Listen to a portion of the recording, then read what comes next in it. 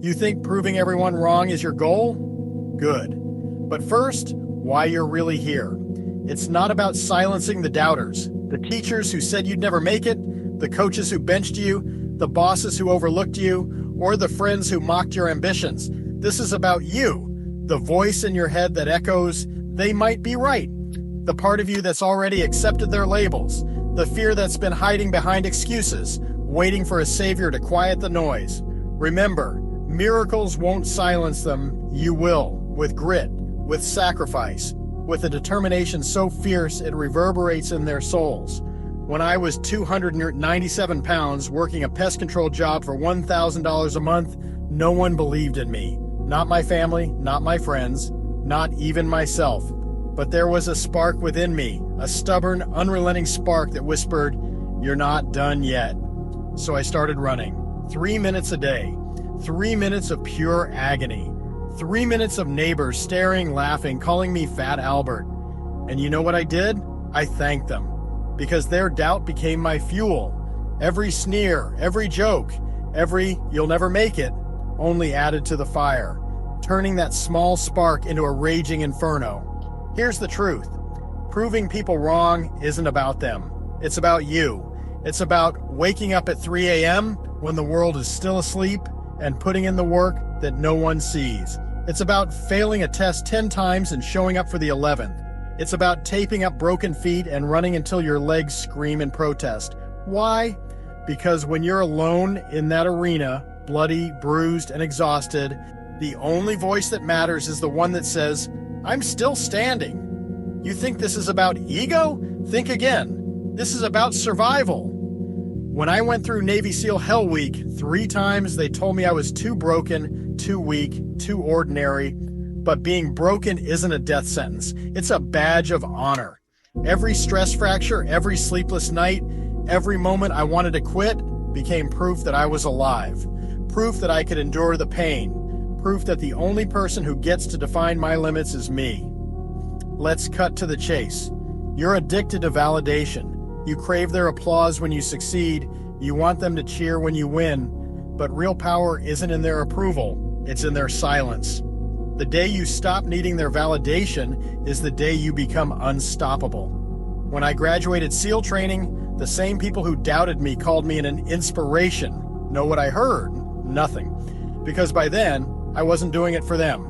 I was doing it for the 297-pound kid who broke down in tears, for the version of me that almost gave up.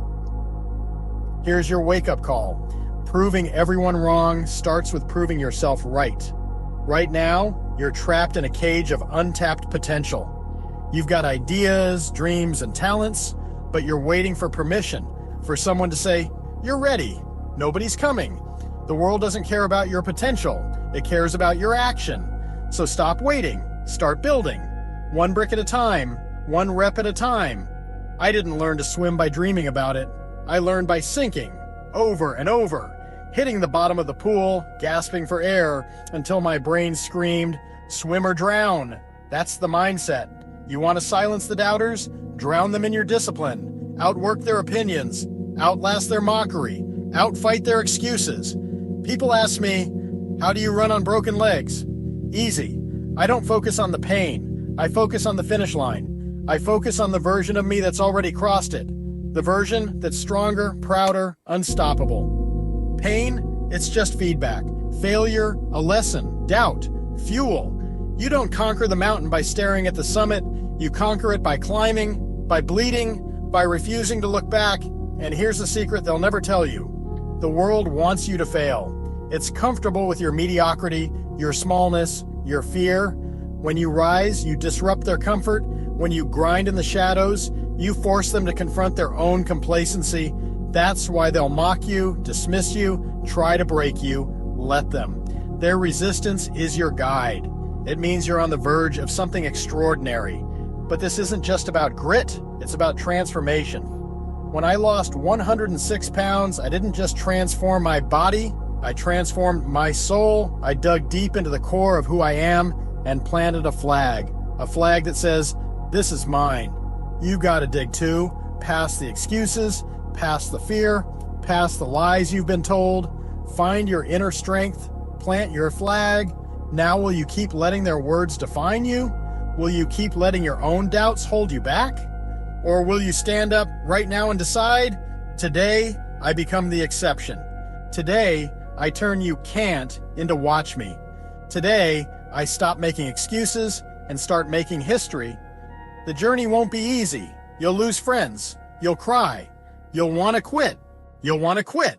But remember, the version of you that survives this grind won't need to prove anything. They'll know. They'll always know. Now get up, get moving, and show the world what happens when a person stops listening to no and starts living in the now.